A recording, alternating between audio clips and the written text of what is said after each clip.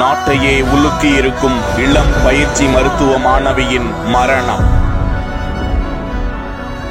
கண்களில் வழிந்திருந்த ரத்தம், உடைக்கப்பட்டிருந்த கால்கள், சொல்ல முடியாத ரணம். வந்த பிரேத பரிசோதனை அறிக்கை ஒட்டுமொத்த மனித குலத்திற்கும் சாபக்கேடாய் ஈவு இரக்கமற்ற ஆண்களின் கோர முகத்தை, பெண்ணை சிதைத்து வெளிப்படுத்தி இருக்கும் சம்பவம் இந்திய நாட்டை மட்டுமல்ல உலகையே ஒரு கணம் திரும்பி பார்க்க வைத்திருக்கிறது.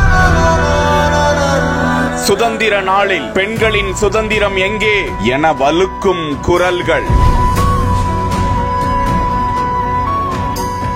கொல்கத்தாவின் மிகப்பெரிய மருத்துவமனை ஆர்ஜி கார் மருத்துவ கல்லூரி மருத்துவமனை பல லட்சக்கணக்கானோருக்கு சிகிச்சை அளிக்கும் பொது மருத்துவமனை. நோயாளிகள் எப்போதும் குவிந்திருப்பதால் மருத்துவர்களுக்கு அங்கு அதீத பணிச்சுமை இருக்கும் என்று கூறப்படுகிறது. அந்த மருத்துவ கல்லூரி மருத்துவமனையில் 2ஆம் ஆண்டு முதுகலை பயிற்சி மருத்துவராக அந்த இளம் மருத்துவர் பணிபுரிந்து வந்தார். அவருக்கு வயது 31. சக மருத்துவ ஊழியர்களுடன் பணியாற்றிக் கொண்டிருந்த அவர் அதிகாலை 2 மணிக்கு சிறிது ஓய்வு எடுக்க சென்ற நிலையில் பாதுகாப்புக்காக செமினார் ஹால் என்ற பகுதியில் ஓய்வெடுத்துக் கொண்டிருந்த நிலையில் ஆகஸ்ட் 9ஆம் தேதி அன்று அந்த கருத்தரங்கு அரங்கில் அந்த பெண் கோரமான முறையில் இறந்து கிடக்கிறார். காவல்துறையினருக்கு தகவல் தெரிவிக்கப்படுகிறது. அந்த இளம் பெண்ணின் உடல் அத்தனை கோரமாக சிதைக்கப்பட்ட நிலையில் மீட்கப்படுகிறது. பிரேத பரிசோதனைக்காக அனுப்பப்படுகிறது. இது குறித்த விசாரணை தகவலில் அங்கு பணியாற்றும் மருத்துவர்கள் மற்றும் ஊழியர்களே இந்த செயலில் ஈடுபட்டிருக்கலாம்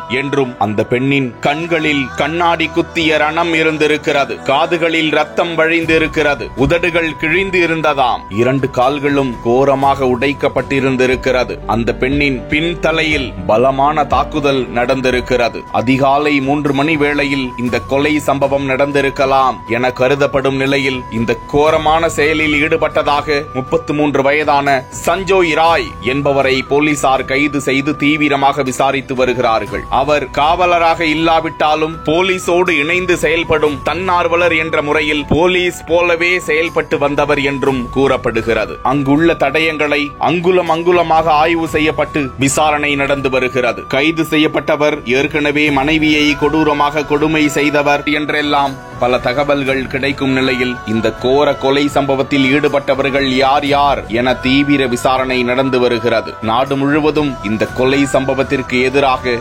கண்டனங்கள் குவிந்து வருகின்றன.